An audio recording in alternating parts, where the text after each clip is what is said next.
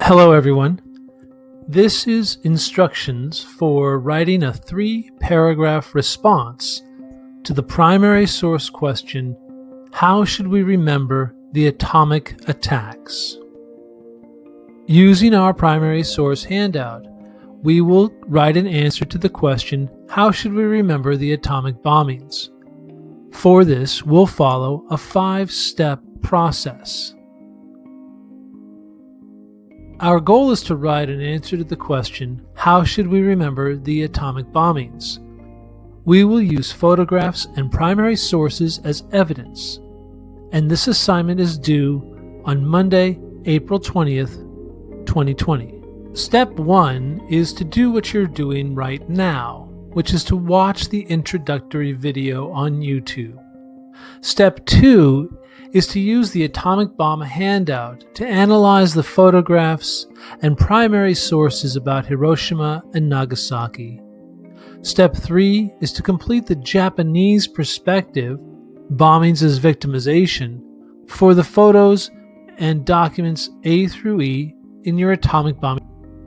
You should repeat Step 3 for the American perspective, bombings as triumph, using the same photos and the same documents A through E in your atomic bombing handout. And Step 4, you should write a 3-paragraph answer to the question, how should we remember the atomic attacks? I'm going to talk to you about some of the images that are included in your student handout for this exercise. While I do this, have your student handout ready and have something to write with as we go through each of the images. It'll help you to organize your ideas for when you write your answer at the end of this exercise. The first image is the Japanese bombing of Pearl Harbor that took place December 7th, 1941. This attack was the introduction of the United States into the war, leading to a declaration of war against the Japanese and later Nazi Germany. This attack was seen as the justification for why the United States needed to drop atomic bombs on Japan. During the war, President Franklin Roosevelt had laid out 4 freedoms for which the United States was fighting. One of those was freedom from fear that the United States might be attacked again, and that it was a right of all Americans to feel safe from attacks in the future. During the war, American soldiers who were captured by the Japanese were treated with very, very bad conditions, forced in one case to march to their deaths by the Japanese army in the islands of the Philippines. This photograph shows some of the American soldiers who were abused by the Japanese during the time of war. The airplane that dropped the atomic bombs on Hiroshima and Nagasaki was called the Enola Gay, shown here with the pilot General Paul Tibbets, who dropped both of the bombs on Hiroshima and on Nagasaki. This photograph shows the immediate effects of the bombing on the city of Hiroshima, decimated after the bombing, which knocked over and burned down every building in the city. The most famous of all ruins is known as the Atomic Dome, shown here in the back of this picture. The atomic bombs injured both civilians and soldiers equally. This photograph shows a boy's burned flesh after the atomic attack at Hiroshima. The weapons were used against women and children and the elderly, and even affected unborn children with radiation. This photograph shows a young girl who died later because of her injuries that were so severe she suffered terribly before ultimately dying. Many of the victims in Hiroshima and Nagasaki died slowly because of either burns or the effects of radiation. Later, others starved to death or died because of radioactive rain. This photograph shows a Japanese military officer about to behead an American soldier. This was considered a war crime at the time, and after the war, the Japanese High Command was executed for ordering its soldiers to treat American prisoners of war in this way. The Japanese also conducted medical experiments upon Chinese prisoners of war and other colonial subjects. The infamous Japanese Unit 731 conducted experiments on civilians to improve their understanding of science and battlefield medicine. Similar experiments were also conducted by the Nazis upon the Jews. This photograph shows the explosion of the bomb over Hiroshima. The bomb immediately vaporized 75,000 people. Having had some introduction to the attacks and the context in World War II that led to the dropping of the atomic bomb, you will now look at primary source documents and try to organize them to support two different perspectives on the atomic attacks. First, you will try to highlight and underline quotes, facts, and images. Images that support the Hiroshima as victimization narrative of this event. In other words, look for information that proves that America was wrong to drop the atomic bomb, and you will record your information in the space provided in your student handout or on a Google Doc. Next, you'll do the same analysis, but as you read, you will look for information that supports the Hiroshima as triumph narrative that the information provides. In other words, look for information that proves that America was right to drop the atomic bomb, and record your information as you did before when you were looking for evidence to support the Japanese perspective. There are two historical narratives included in your student handout that help you to understand these different perspectives. These historical narratives should not be used as evidence in your 3-paragraph answer to the question, how should we remember the atomic bombings? The first historical narrative is Hiroshima as victimization. It reads as follows. Japanese still recall the war experience primarily in terms of their own victimization. For them, World War II calls to mind the death of family and acquaintances on distant battlefields, and, more vividly, the prolonged systemic bombings of their cities. If it is argued that the nuclear bombing of Hiroshima was necessary to shock the Japanese to surrender, how does one justify the hasty bombing of Nagasaki only 3 days later, before the Japanese had time to investigate Hiroshima and formulate a response? The second historical narrative included in your student handout is entitled Hiroshima as Triumph. It reads as follows. To most Americans, Hiroshima, the shattered, atomized, irradiated city, remains largely a symbol of triumph, marking the end of a horrendous global conflict and the effective demonstration of a weapon that has prevented another world war. It is hard to imagine that the Japanese would have surrendered without the atomic bomb. Japanese battle plans that were in place when the bombs were dropped called for a massive, suicidal defense of the home islands, in which the imperial government would mobilize not only several million fighting men, but also millions of ordinary citizens who had been trained and indoctrinated to resist to the end with primitive makeshift weapons. For Japanese to even discuss capitulation or surrender, it was seditious, meaning against the law. At the bottom of this page, you'll see two guiding questions. For our exercise, you do not have to complete these questions. Document A is the first document from which you can draw your evidence.